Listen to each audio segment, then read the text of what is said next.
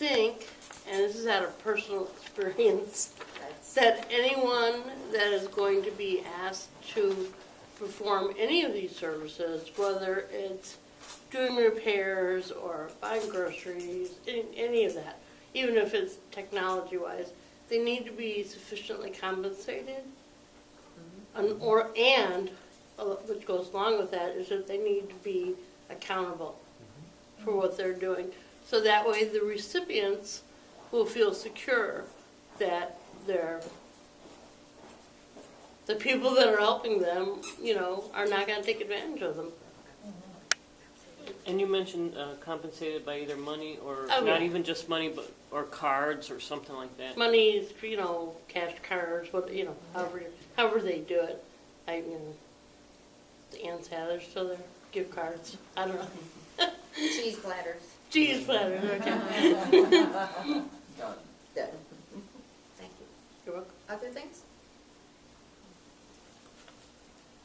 A couple of ideas. One, this is a big one, but create a resource website that would try to be as comprehensive as possible, to provide the community with information about all these services, and it would have a bulletin board that publicized opportunities for the community to come together. So events that people are holding, one stop or kind of a central place to publicize everything. Is there something equivalent to that exists now for other? There are in each different kind of area of human services. For example, there are different organizations that act as kind of like network nodes, like Illinois Collaboration on Youth, for example, ICOY.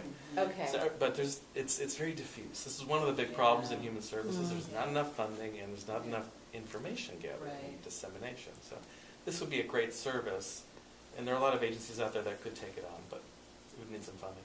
Second idea was to do something on the order of like a traveling event. Like in the veterans world, for example, there is an event called the Stand Down, where you bring together resource providers and you invite veterans in for, it's essentially a service fair, where you can learn about services that are available in the community.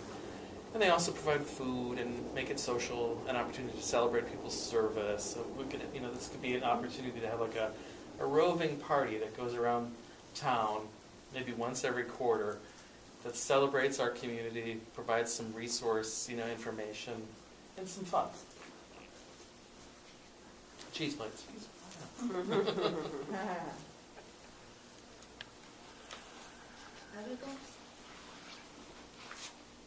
I had actually brought up something last time. It was two things that I'm on the Chicago Age-Friendly Commission for the city. And recently they were talking about, so you have the villages model, but then they're working on, they're calling them vertical interdependent villages. And so they literally are in existing, they're starting in existing senior buildings, and rather than having people go out, they're actually using the community rooms and starting to do like movies, or starting to have, speakers to come in, so that you're literally creating a village in these taller high-rises, and giving people an opportunity for that kind of thing, which I thought was an interesting idea. And it was also an interesting conversation about creating housing and libraries. And there's actually going to be one at Pratt and Western. And they're actually going to have senior housing that's also attached to a library. And some sort of creative kinds of things so looking at some creative ways of also being able to do these kinds of things. And I must admit, at this point, I am still an advocate, because everybody wants to go to technology, and I do get that, and AARP is doing the same thing. But we still are at that cusp of the pre-Stonewall folks and all of us boomers who are, quite willing to be doing all of that stuff. And so even as we're creating kinds of things, how can we also, though, be creative to get information to people who don't have access to technology. Or don't care to have. Or don't care or whatever. So it's like, I understand where all of the technology and everybody wants to put things on, but I'm still An app. sort of, I'm still going to, we also can't forget the people that often are the most important individuals that need the resources and they're not finding it. So that's just. That's a good point. I spoke with a woman the other day who's probably around 75, and she goes to the Lighthouse for the Blind. And she said to me, you know, Rita, I used to enjoy going there. I used to get newsletters or mail with large print, and now they don't do that anymore. They want everything, they want me to do everything on the computer, and I don't know how to operate a computer or whatever. So I just don't go. And I said, so you don't get out anymore, or you're not doing it? Nope, I don't do it. And that's the, So you have a really good point. all right, who's up? I think you'll have to advance this line. I am. I'm going to step. Is that what, I could? Yes. I'm Ooh, you going went the too wrong far way. I'm away. sorry, I'm going the wrong way. Don't look, don't look. Philip. There's, There we go. there's multiple ones under. Yeah, you the get best the, one. you get the wrong one. I didn't tell you that ahead of time. No. I saw it. Oh. I took a volunteer for one or two, but. So this is actually my favorite of the themes that came up, and this is under systems and institutions. And as you'll see, when people talk about their concerns and issues, they talk about them from their own personal perspective and how they're fitting in institutions and systems. And this quote is also my favorite. It says, I've been HIV positive since 1987 and AIDS since 1997. I'm healthy, but I don't know what's going to happen because of having been on medication that long. And now I'm old and coming to the realization that no one can answer that question and being comfortable with it. And so I just love that quote. This idea that we know that in aging there's not always a lot of education going into it, and we hear often that people say, you know, I think the first quote said something very similar too, like just figuring this out by yourself. And you know, this population thinking about, you know, HIV medication looks a lot different today than it ever has, and going into older age and realizing that there are things that honestly folks don't know, and that's scary, and trying to figure out how you fit into systems. This is the longest one, so I'll try to go through as fast as I can, but I still want you to get a chance to hear it, but I really want to hear from you all. But the first one is that religion is challenging. Progressive churches could be terrific partners, but religiously affiliated care-centered facilities are challenging. Providers have to tease out physical well-being and safety versus mental, emotional well-being without a lot of time to do that.